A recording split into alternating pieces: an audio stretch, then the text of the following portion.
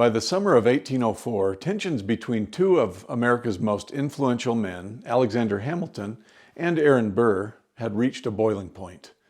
The young United States was struggling with bitter political divisions. Hamilton, the former Secretary of Treasury, was a leader of the Federalist Party, while Burr, the sitting vice president, found himself politically isolated after losing multiple elections and facing relentless opposition from Hamilton. In a time where personal honor and public reputation was everything, tensions like this often led to deadly duels. And that's exactly what happened on July 11, 1804, when Hamilton and Burr met on the banks of the Hudson River to settle their differences. But how did it get to such a drastic outcome? To better understand why Alexander Hamilton accepted Burr's challenge, we need to look at Hamilton's personality and political history. Hamilton was outspoken, often blunt, and ruthless in his critiques of others. His personal and political rivalry with Burr stretched back years, starting with their competition for influence in New York politics. In 1800, Burr ran for president, and Hamilton used all his influence to support Thomas Jefferson, despite disliking Jefferson, because he, Hamilton, saw Burr as an opportunist willing to do anything for power. The rivalry hit its breaking point at a private dinner party. The exact comments Hamilton made about Burr are unknown, as no official record exists. However, Burr became enraged after hearing that Hamilton had expressed a despicable opinion of him, leading Burr to demand an explanation in a letter. The remark, though vague, likely questioned Burr's character or fitness for office.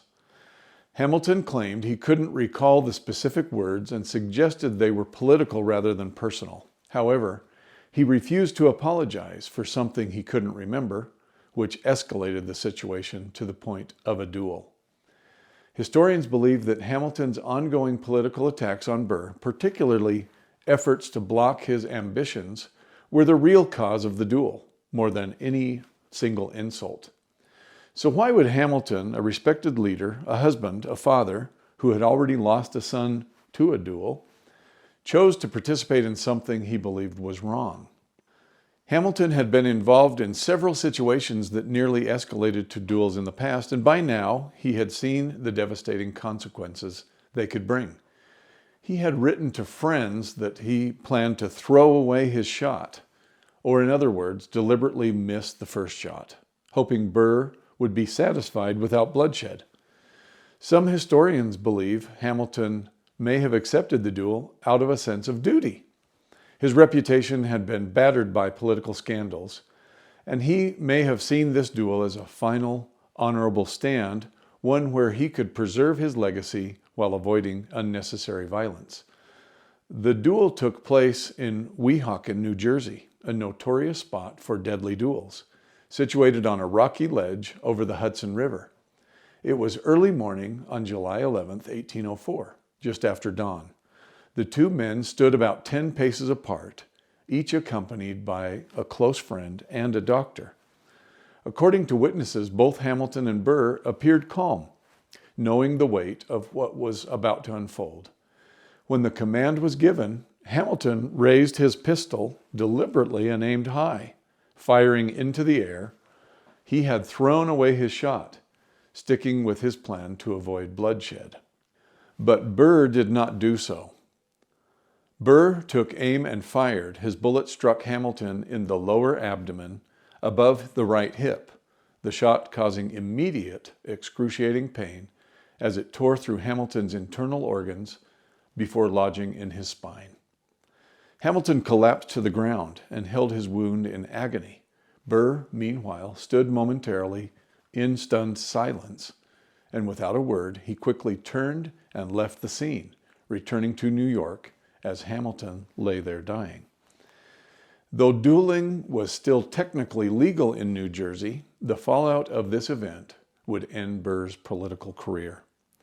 Hamilton was taken to the home of a friend in Greenwich Village, where over the course of the next 31 hours, he drifted in and out of consciousness, surrounded by his family. Alexander Hamilton died the following day, July 12, 1804, at 2 p.m. Alexander Hamilton's death left a void in American politics. He had been a key architect of the nation's financial system and a fierce defender of a strong central government. Some speculate that by throwing away his shot, Hamilton was trying to protect his future and the future of his family, choosing honor over vengeance. In the end, Hamilton's death symbolized the tragic cost of political rivalries. And although he was lost that day, his legacy remains as one of the founding figures who helped shape the United States as we know today. Make sure to visit our website at awakestories.com, where we have free resources and also books available for purchase. Hit the subscribe button for more history videos.